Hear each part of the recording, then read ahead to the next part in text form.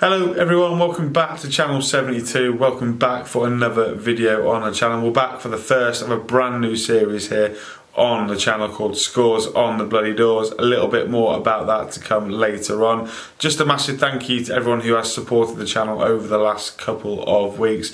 The 1 to 24 has gone down really well. We are trying to reach 1,000 subscribers as quickly as possible. So if you wouldn't mind hitting that subscribe button, and make sure also that you hit the notification bell down there to make sure that you never miss another channel 72 video. Got some really new and interesting content coming for you over the next couple of weeks. To continue the shameful plug-in that I have just done there, I'd like to signpost you towards That League One podcast, a brand new podcast purely based on Sky Bet League One between me and 3 of my other mates who are also content creators. It's an unscripted hour of absolute banter. We have no idea what's going on pretty much for the full hour. I would recommend that you go over to all your podcast streaming apps and get it listened to. We do upload an episode every Monday, so it makes you start your week off correctly. But yeah, go and check out that League One podcast. It's going really well and it'd be great to have you on board. Right, so Scores on the Bloody Doors. You're thinking, Jake, what on earth are you going on about? Well, like I said, it's a brand new series where we're going to be doing a little bit more predicting. I clearly like getting a lot of stick because I got a lot of stick for my 1 to 24, so I clearly just absolutely love it.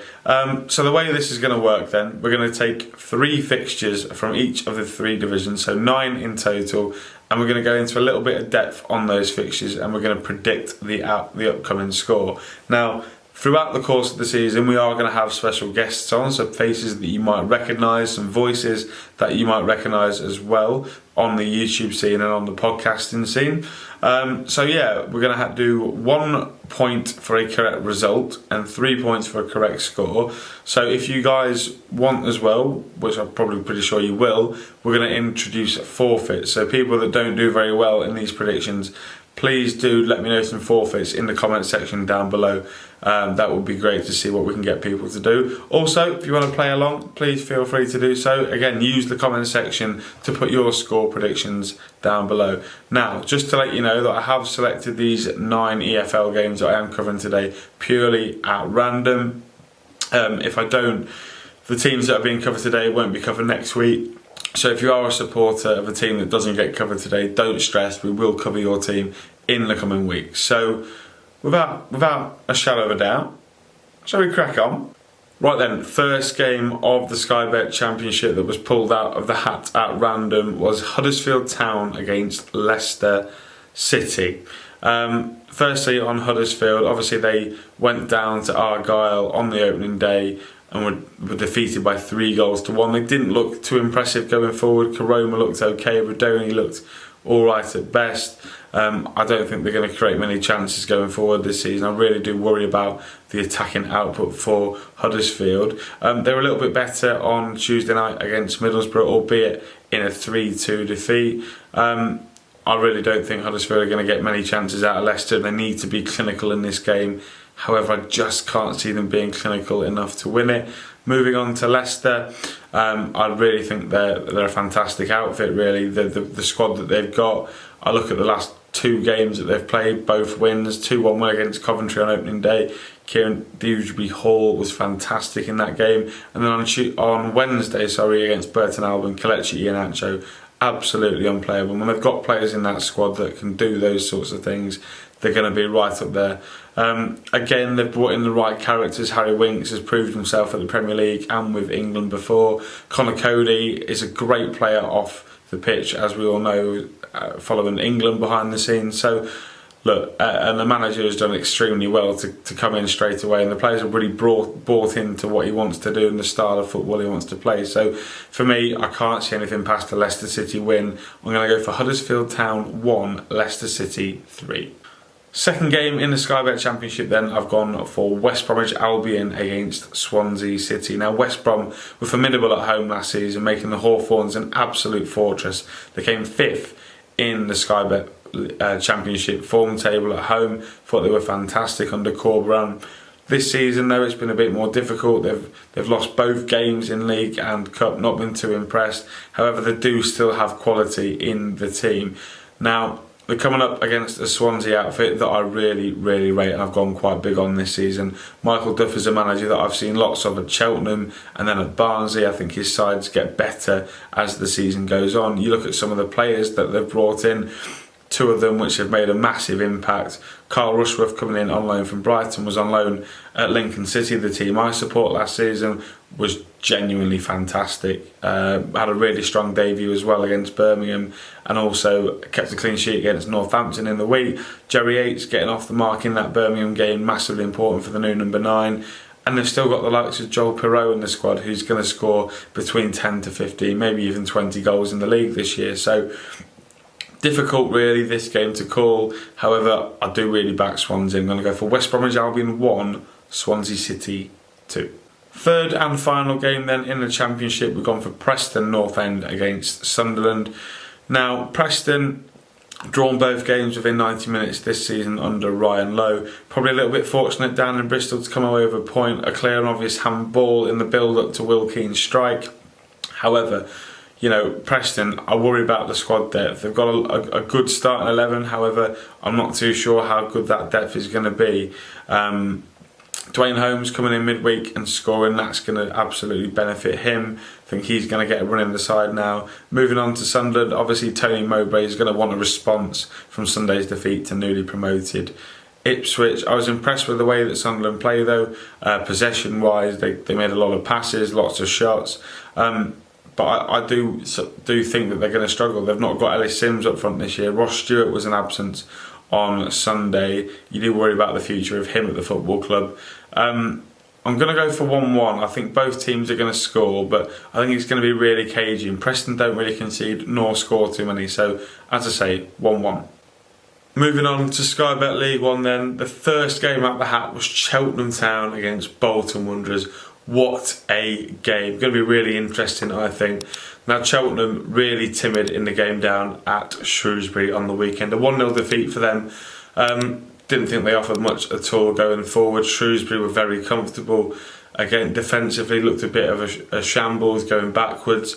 Not been too impressed with them. However, you do look at Cheltenham last year. They did cause a few of the big teams quite a lot of troubles at Wooden Road last year. I remember Sheffield Wednesday fans were not happy with Darren Moore. They really ran Sheffield Wednesday close that day. However, Bolton, I think, are going to be a different animal. Saw them on opening day first hand. I thought they were excellent. Played the ball out from the back really well. In midfield, Carl Dempsey was causing all sorts of havoc for Lincoln's midfielders and outside centre backs. They didn't really know what they were doing with him. And they've got options as well, Bolton. They've got the likes of Anundaloo, Charles, Mendes, Gomez, Dempsey, Morley that can all chip in with goals. And I think under Ian Evatt they're only going to get better. I do think that Bolton will come away comfortable winners. Now I think if they can score 3 past Lincoln, I think they can put 4 past Cheltenham. So I'm going to go for Cheltenham Town 0, Bolton Wanderers 4. Second game of League One then, I've gone for Lincoln City against Wickham. Now, I promise this was a random pick. For Lincoln, a poor start on opening day. However, we were 2 set pieces and an own goal away from going toe-to-toe with Bolton. I thought that maybe 1-0 would have been the correct score. 3-0 seemed to flatter Bolton a bit. We moved on Tuesday night, battered Knox County away, 30% possession, 20 shots on goal. Thought we were excellent. And then Danny Mandroy had been really good in pre-season and so far this year I think he's been excellent. Ethan Errahan, someone to look out for as well. Ben House ended the season really well last year. I think he's going to have a fantastic year. We're coming up against Wickham, who are in a transitional season under Bloomfield. They're playing a different style of football to what they're used to. They've brought in a whole host of new faces. It's going to be difficult for them to integrate them into the squad. I think they've got a whole brand new midfield, 2 new wing backs, and they've still got a squad primarily built for playing long balls into Sam Vokes. So I think it's going to be tight. Lincoln don't score a lot of goals, didn't lose a lot of games at home last year. I'm going to go for Lincoln City 1, Wickham Wanderers 0. Final game in League One then, I've gone for Fleetwood Town against Cambridge United. Not to appease my mate Nappers, absolutely. Fleetwood got some really good options going forward. I think they played well in spells in both of their games against Port Vale and Carlisle. I think they made progress this year. They went to newly promoted Port Vale last year.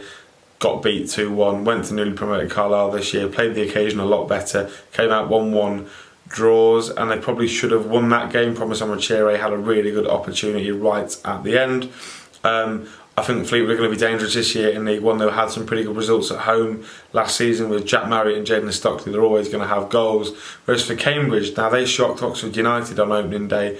A team really fancied to do well this season. Gaston Hadmay, he'll be glad that he's off the mark. He's been uninspiring at a couple of clubs recently, but might have found a home at Cambridge United. Jack Lancaster also getting on the score sheet. I also do like Mark Bonner. However, these two clubs, I really can't separate them at this minute in time.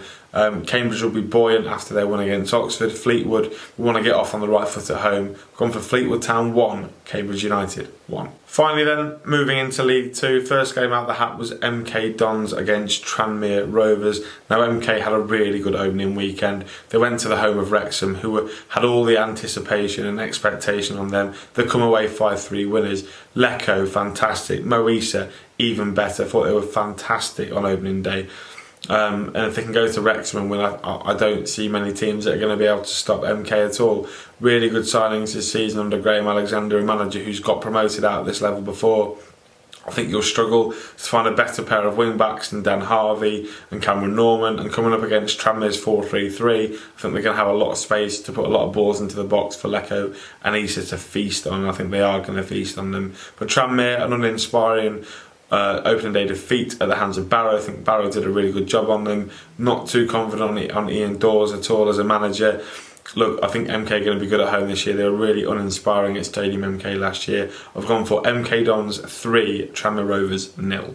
Penultimate game of the episode then, I've gone for Knox County against Grimsby Town. Now Knox County have been really poor since returning back to the EFL. A 5-1 defeat at the hands of Sutton United and then a 2-0 defeat at the hands of Lincoln City in midweek. If you press Knox County, you can scare them. The passing round the back becomes a little bit more pressurised and they can't pick their passes as well.